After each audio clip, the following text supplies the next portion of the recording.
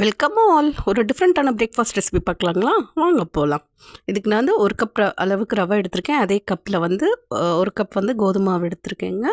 சரிங்களா? அது கூடவே 2 பெரிய வெங்காயம் சின்னதாக கட் பண்ணது, 2 பச்சை மிளகாய் கட் பண்ணது, அண்டு சின்ன துண்டு இஞ்சி சாப் பண்ணது, கிரேட் பண்ணி வச்ச கேரட் 1 கப், 3 ஸ்பூன் தயிர் அண்டு கொத்தமல்லி, கருவேப்பிலை இது எல்லாத்தையுமே சேர்த்துக்கோங்க. கூடவே வந்து மஞ்சள் தூள், சீரகம், பெருங்காயம் அண்டு தேவையான அளவு உப்பு சேர்த்துட்டு தேவையான அளவு தண்ணி ஊற்றி கலந்துக்கோங்க. நல்ல ஒரு சப்பாத்தி மாவு பதத்துக்கு வந்து பிசைஞ்சு வச்சுக்கோங்க.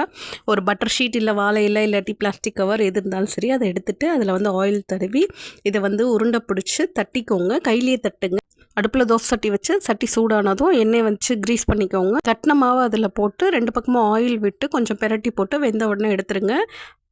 ரவையாக இருக்கவும் சீக்கிரமாக வெந்துடும். சரிங்களா?